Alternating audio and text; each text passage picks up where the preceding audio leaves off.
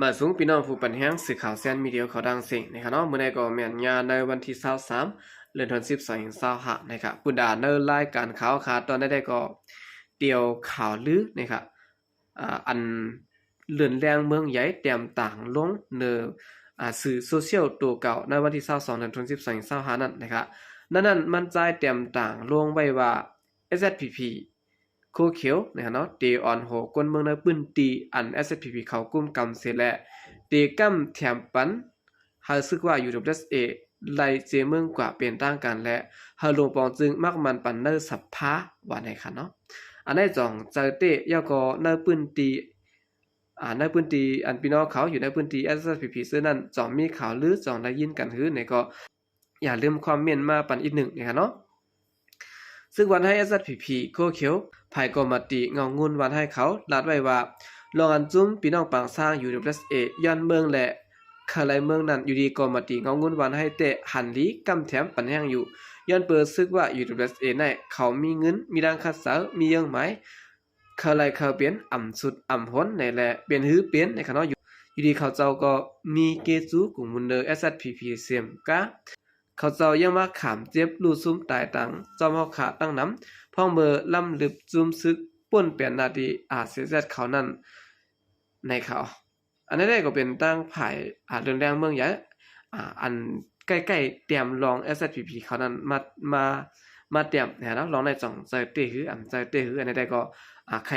ถามถึงพี่น้องคนเมืองปืนตีเขานั่นค่ะเนาะว่า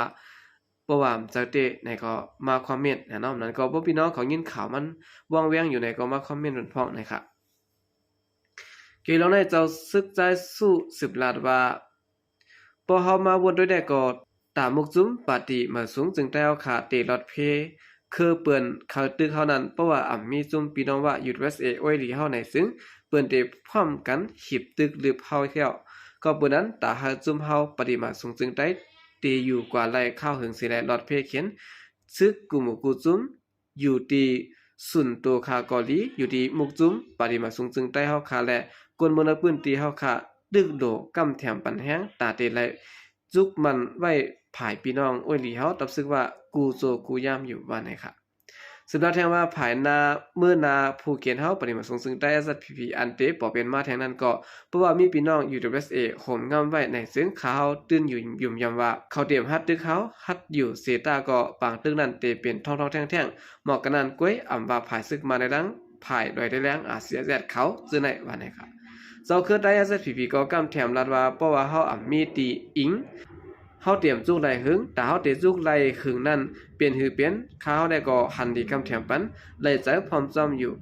ลองคลายเขาเปลี่ยนพี่น้องโอ้ยที่เฮาตับซื้อว่าอยู่ USA ตุย้อนเฮามักมันเจเมืองว่าก็เป็นทางการนั่นแหละเนาะอันนี้ได้ก็ทางเลื่อนแรงเมืองใหญ่นะครับเนาะเตรียมต่างลงไว้นะครับและเลื่อนแรงเมืองใหญ่เอาคออ้างว่าไล่อ้างอิงเอาข้อมูลอิดออดภายเงางุ้นตีวันให้เขาว่าให้เขาเดี๋ยวก่อนนั้นไล่อ่างข้อความว่าเป็นข้อความเจ้าซึกหลวงใจสู้หลัดแน่เนาะต่างหันถึงเจ้าซึกหลวงใจสู้และเจ้าคือได้เขาหลัดว่าไหนค่ะจ่องเจอเต้ในพี่น้องเขาอย่าไปลืมคอมเมนต์มากค่ะนะ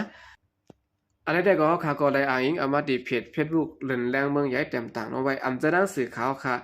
เต็มต่างซีเนต่างภายปฏิมาสูงซึ่งใต้ในค่ะเนาะสืบเสนอข่าวขึ้นมาถ่อมด้วยข่าวเงาเกี่ยวกับเวลองกวนเมืองย้องโกญาเตียนพ้องลีต่อตรงวงกวนเข้ามาในพื้นที่นะครับซึ่งมาแต่หมู่แล้วซุ่มแล้วมักมันก็การอันมันเฮ็ดใดนั้นเฮ็ดกว่าอยู่คือเยอะๆอันตามหมู่ดังซุ่มใกล้ตักว่าซึ่งมันในจอมปักเบิงจะต่างกันในนั้นมันสนใจสาซ้ำปลายปืนเผาหาซุ่มกรรมธิการเมืองเจือนพร้อมเขาเลือกตั้งลงส่วนตุ่มหาเสียงไรในดูก่อนมื้อหนังเจเวียงเมืองย้องจึงได้บดออกโคงในคมสินปางเลือกตั้งตาซึกมันมาติดป้ายปืนเผาไว้เสียนจื้อแตนพ้องปฏิแล้วเปลี่ยนเผอในซื่อในแตนพ้องหมางเจอยามหันตรงหนึ่งในการตรงวงกลเสปอกซ้ำมาเขาเลือกตั้งและคนเมืองกูญาแตนพ้องปันพรดีตรงวงกลวันให้เขากินในเสียงเมืองยาวถึงได้ปลดออกในคณะเจมเมอร์เลื่อนออกการนั้นมาคมสินปางเลือกตั้งภายซึกมันลงปันปืนหูปักเปิงปางเลือกตั้งและตาตดแคบกลางเสือตีลุ้มภายปองข่าวมาตาเสนะครับเลเซลงปันปางสอนในปืนตีจอมแคบเวจอมวันอ่อนวันอีซื้อในยาว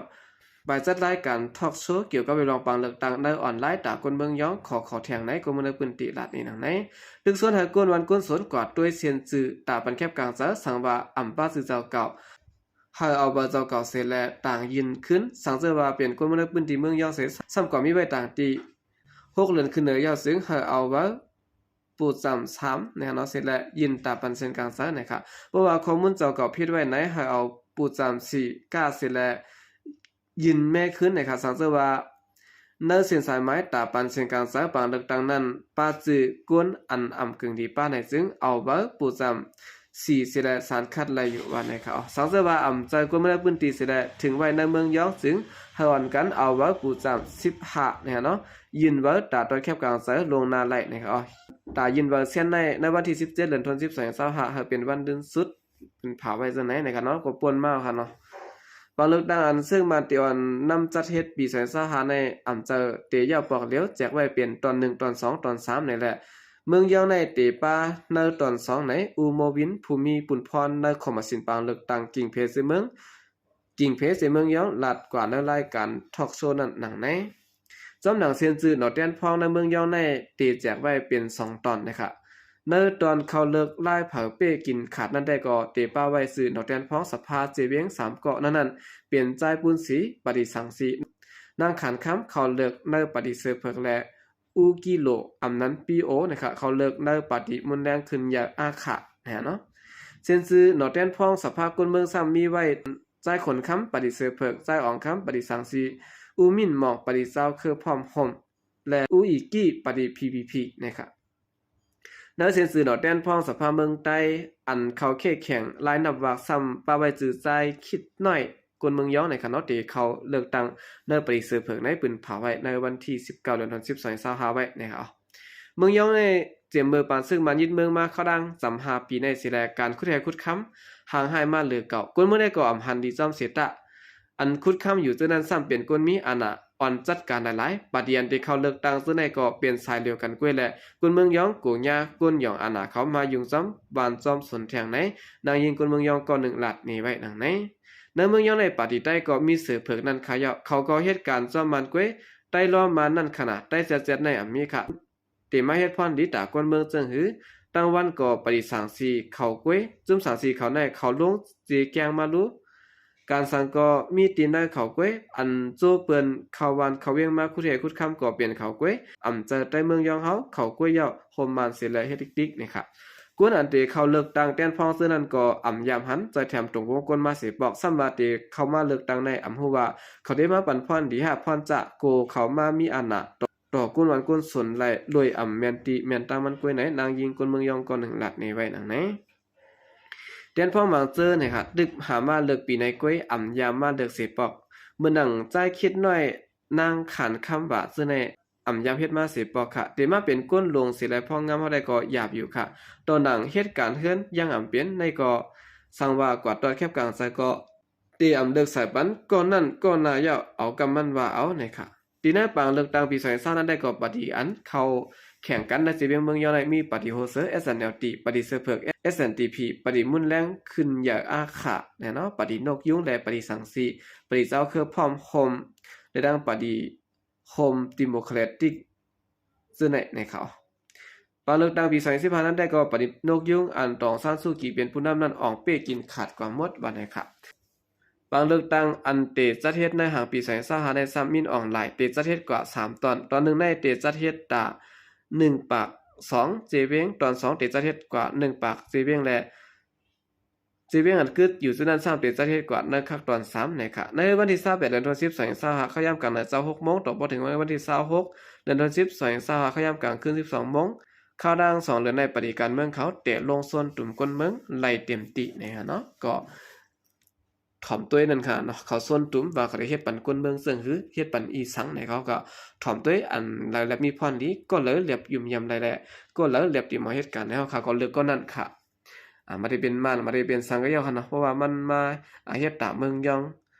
อันนั้นเฮ็ดตามได้เจเวียงเจ้าก่อนอยู่เศร้านั่นไหนก็เฮาก็เลิกกว่านั้นค่ะเอากำเนิดสุดท้ายก็ยินจมดับยามกุมถึงพี่น้องผู้กำแถมปัญหาเขาทางเสียงอยู่ค่ะยินจมดับยามยามนำเสเข้าใจก็เรียกอสมค่ะ